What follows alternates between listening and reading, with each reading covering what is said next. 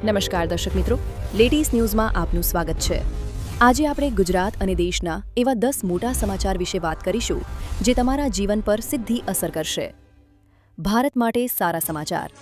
શિક્ષકોનો પગાર 1.34 લાખ રૂપિયા થશે। દેશનું GST collection all time high. Rahul ગાંધીને મોટી રાહત। નેપાળમાં પેટ્રોલ ડીઝલના ભાવમાં ઘટાડો।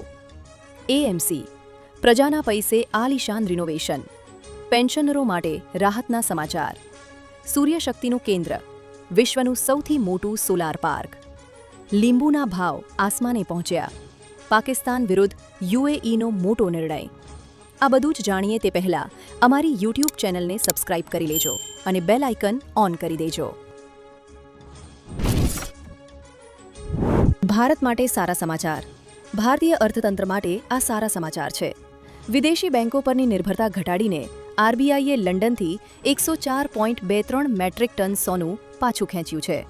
સપ્ટેમ્બર 2025 સુધીમાં આશરે 290.37 મેટ્રિક ટન સોનું બેંક ઓફ ઇંગ્લેન્ડ અને બીઆઈએસ પાસે હતું, જેમાંથી એક નોંધપાત્ર ભાગ હવે ભારત પાછો ફર્યો છે। હાલમાં 197.67 ટન સોનું બેંક ઓફ ઇંગ્લેન્ડ અને બીઆઈએસ પાસે જમા છે, જ્યારે 2.80 ટન સોનાના ભંડાર તરીકે રાખવામાં આવ્યું છે। દેશનું GST collection all time high. ભારતના ગ્રોસ જીએસટી કલેક્શને એપ્રિલ 2026માં 2.42 લાખ કરોડ રૂપિયાનો ઐતિહાસિક રેકોર્ડ બનાવ્યો છે, જે ગત વર્ષ કરતાં 8.7% વધુ છે। એપ્રિલ 2025માં આ આંકડો 2.23 લાખ કરોડ રૂપિયા હતો। માર્ચમાં નાણાકીય વર્ષ પૂરું થતાં બાકી વેરાની ચૂકવણીને કારણે એપ્રિલમાં કલેક્શન મજબૂત રહે છે। રિફંડ બાદ સરકારની નેટ આવક 2.11 લાખ કરોડ રૂપિયા રહી છે, જેમાં 7.3%નો ગ્રોથ નોંધાયો છે। આ વખતે કુલ રિફંડ પણ 19.3% વધીને 31,703 કરોડ રૂપિયા પર પહોંચ્યું છે। રાહુલ ગાંધીને મોટી રાહત। રાહુલ ગાંધીને અલ્હાબાદ કોર્ટ તરફથી મોટી રાહત મળી છે।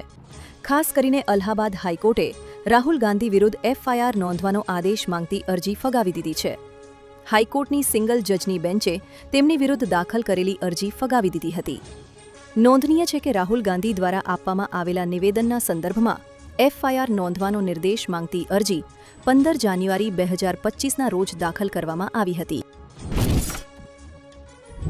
નેપાળમાં પેટ્રોલ ડીઝલના ભાવમાં ઘટાડો। નેપાળ ઓઇલ કોર્પોરેશને પેટ્રોલ ડીઝલ અને કેરોસીનના ભાવ ઘટાડી દીધા છે, જ્યારે એલપીજી ગેસના ભાવમાં વધારો કર્યો છે। આ નવા ભાવ આજથી લાગુ થઈ ગયા છે। કોર્પોરેશને જણાવ્યું કે શુક્રવાર બપોર 12 વાગ્યા બાદ પેટ્રોલના ભાવમાં 2 રૂપિયા અને ડીઝલ અને કેરોસીનના ભાવમાં 12 રૂપિયાનો ઘટાડો આવશે।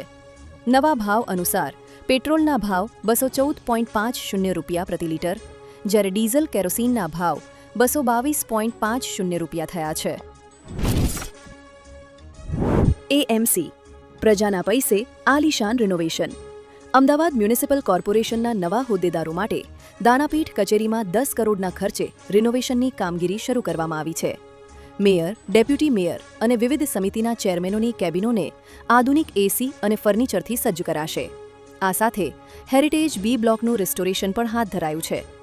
પ્રજાના ટેક્સના નાણાંનો હોદ્દેદારોની સુખ સુવિધા પાછળ આટલો મોટો ખર્ચ ચર્ચાનું કેન્દ્ર બન્યો છે।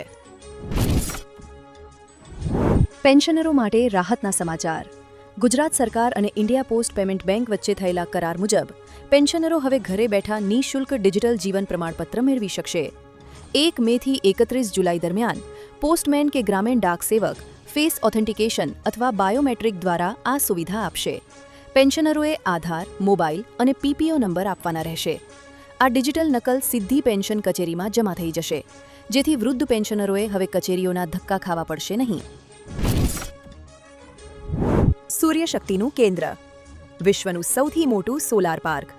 શું તમે જાણો છો, ગુજરાતના ધોલેરા ખાતે વિશ્વનું સૌથી મોટું single location ultra mega solar park આકાર લઈ રહ્યું છે।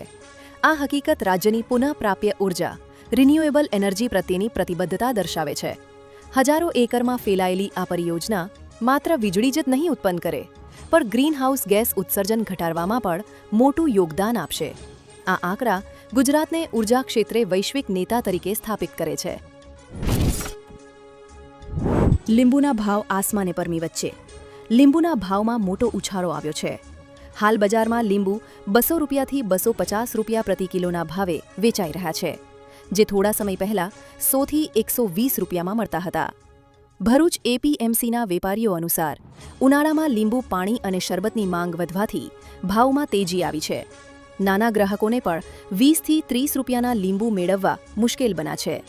આ વધારો માત્ર ભરૂચ પૂરતો મર્યાદિત નથી, પરંતુ દેશભરમાં અસર જોવા મળી રહી છે. પાકિસ્તાન વિરુદ્ધ યુએઈનો મોટો નિર્ણય.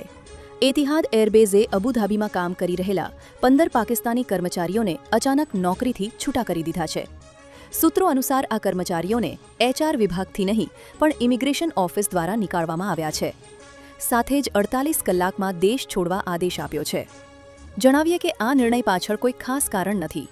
સામાન્ય રીતે એરલાઇન સેક્ટરમાં નોકરીમાં છટણી થવી કોઈ મોટી વાત નથી, પણ આ પ્રકારની પ્રક્રિયા પર સવાલો ઊભા કર્યા છે.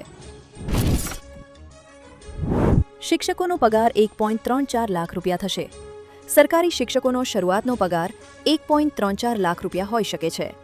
8મા નાણાપંચની બેઠકમાં ફિટમેન્ટ ફેક્ટર 2.57થી વધારીને 2.6, 2થી 3.83 કરવાની માંગણીઓ કરવામાં આવી હતી. માંગણીઓમાં 6થી 7% વાર્ષિક વધારો, 50% સુધી પહોંચે તો ડીએને મૂળ પગાર સાથે મર્જ કરવા, 36% એચઆરએ, 12થી 15% પરિવહન ભથ્થું, ઇન્ટરનેટ માટે દર મહિને 2000 રૂપિયા અને નિવૃત્તિની ઉંમર 65 વર્ષ કરવાનો સમાવેશ થાય છે. જો આવું થાય તો શિક્ષકોના પગારમાં નોંધપાત્ર વધારો થશે. આવી જ માહિતી મેળવવા માટે અમારી YouTube ચેનલને સબસ્ક્રાઇબ કરો અને વિડીયોને લાઇક કરો, જેથી તમને આવી માહિતી મળ્યા રાખે.